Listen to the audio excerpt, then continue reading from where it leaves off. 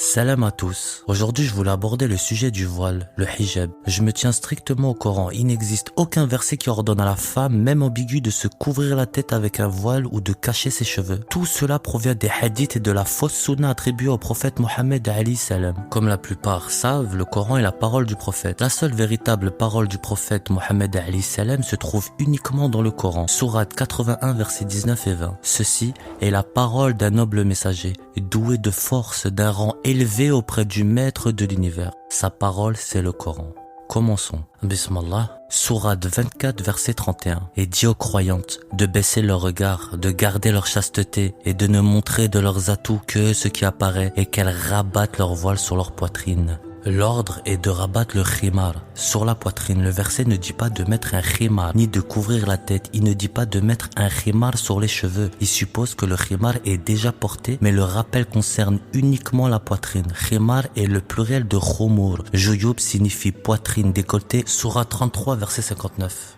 Ô prophète, dis à tes épouses, à tes filles et aux femmes des croyants de rapprocher sur elles leur habit. C'est le plus sûr moyen d'être connu et de ne pas être offensé. Dieu est pardonneur et miséricordieux. Le verbe utilisé est ramener sur elles, pas mettre sur la tête. Le mot jilbab signifie un vêtement large, pas un voile que l'on porte sur la tête. Aucune mention de cheveux ni de tête. Jilbab est le pluriel de jelebib, qui veut dire un grand vêtement ample ou un manteau. Yudnina alayna signifie qu'elle rabatte, laisse tomber, rapproche sur elle. Il ne parle pas de tête ou de cheveux. Le but exprimé est d'être reconnu et de ne pas être harcelé. Donc, aucun de ces trois mots signifie voile sur la tête dans le Coran. Sourate 24, verset 60. Et quant aux femmes qui ne peuvent plus enfanter et qui n'espèrent plus le mariage, aucune faute ne leur sera imputée d'enlever leurs vêtements sans exhiber leur parure. C'était bien pour elles qu'elles se comportent avec décence. Allah est audient et connaissant. Ici non plus aucune mention de cheveux ni obligation de couvrir la tête. Sourate 33, verset 33. Réjouissez-vous dans vos demeures et ne vous ornez pas de parures du temps de l'ignorance ancienne. Ce verset nous parle du comportement, pas de vêtements, aucune mention de cheveux, tête, rimar, jilbab, etc. Sourate 33, verset 53. Ô vous qui avez cru, n'entrez pas dans les demeures du prophète sans être invité à un repas, ni sans en attendre le moment. Mais lorsqu'on vous appelle, alors entrez. Puis quand vous avez mangé, dispersez-vous, sans chercher à rester pour un hadith. Cela faisait du tort au prophète, mais il avait honte de vous le dire, alors que Allah n'a pas honte de la vérité. Et si vous leur demandez quelques objets, demandez-leur derrière un voile, un hijab. Il est dit demandez-leur derrière un hijab. Ici, le hijab est une barrière ou un rideau entre les hommes et les femmes du prophète. Il s'agit d'une séparation, pas d'un vêtement. Sourate 7, verset 26. Ô enfants d'Adam, nous avons fait descendre sur vous des vêtements pour cacher votre nudité, ainsi que des parures. Mais le vêtement de la prémunition, voilà qui est meilleur. Voilà un des signes d'Allah afin qu'il se rappelle.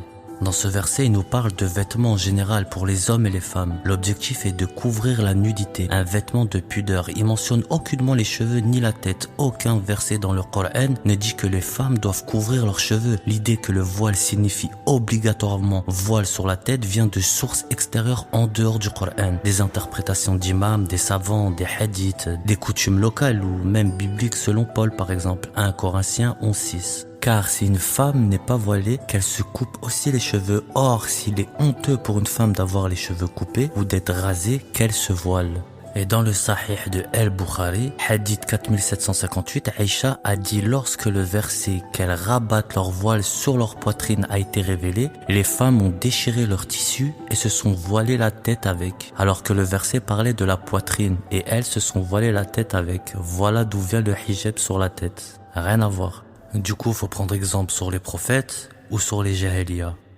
Nous allons regarder ensemble tous les versets où apparaît le mot hijab pour voir ce que signifie réellement ce mot dans le Coran. S'il désigne oui ou non un voile sur la tête. Sourate 7, verset 46. Entre les deux se trouve un voile. Et sur Al-Araf se trouvent des hommes qui reconnaissent tout le monde à leurs traits. Ils appelèrent les compagnons du paradis. Que la paix soit sur vous. Ils n'y sont pas entrés, bien qu'ils le désirent. Ici, il est dit hijab, qui veut dire barrière ou séparation entre le paradis ou l'enfer. Sourate 17, verset 45. Quand tu lis le Coran, nous plaçons entre toi et ceux qui ne croient pas en l'au-delà un voile caché. Ici, il est dit hijab invisible, qui veut dire barrière spirituelle, invisible entre le prophète et les mécréants. Sourate 19, verset 17. Elle mit entre elle et eux un voile. Nous lui envoyâmes notre esprit, qui se présenta à elle sous la forme d'un être humain parfait. Ici, Maryam, paix sur elle, place un hijab entre elle et les hommes, qui veut dire une séparation physique, probablement un mur ou un rideau, pas un voile sur la tête. Sourate 38, verset 32, il dit « J'ai préféré l'amour de ce bien au rappel de mon Seigneur, jusqu'à qu'il disparaisse derrière le voile. » Ici, il est dit qu'un hijab cache le soleil, donc une barrière visuelle comme un voile céleste. Sourate 41, verset 5, ils dirent « Nos cœurs sont voilés. Compte ce à quoi tu nous appelles. Il y a une surdité dans nos oreilles, entre nous et toi. Il y a un voile. Agis donc, nous aussi nous agissons. » Il est dit entre toi et nous un hijab. Encore une fois, hijab signifie barrière spirituelle ou mentale. Sourate 42, verset 51. Il ne convient pas à un être humain que Dieu lui parle, sinon par révélation ou de derrière un voile. Il est dit qu'Allah lui parle par révélation ou de derrière un hijab. Ici, le hijab est ce qui sépare Allah des humains, qui veut dire une barrière, pas un vêtement. Dans ces versets où apparaît le mot hijab, aucun ne parle d'un voile sur la tête. Tous désignent une barrière, un rideau, une séparation physique, spirituelle ou symbolique.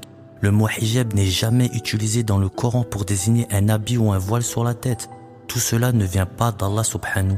Tout cela vient des sectes de l'islam, hadith de Bukhari, Muslim, etc. et des livres qu'Allah n'a pas révélés. Sourate 7, verset 3. Suivez ce qui est descendu sur vous de la part de votre Seigneur et ne suivez aucun allié en dehors de lui, vous vous rappelez peu. Et n'oubliez pas une chose, Allah est parfait, l'homme est imparfait, le Coran nous vient d'Allah, les hadiths nous viennent des hommes. La conclusion est vite faite. Allah nous guide tous dans la vérité et nous facilite la compréhension de son kitab. Assalamu alaikum.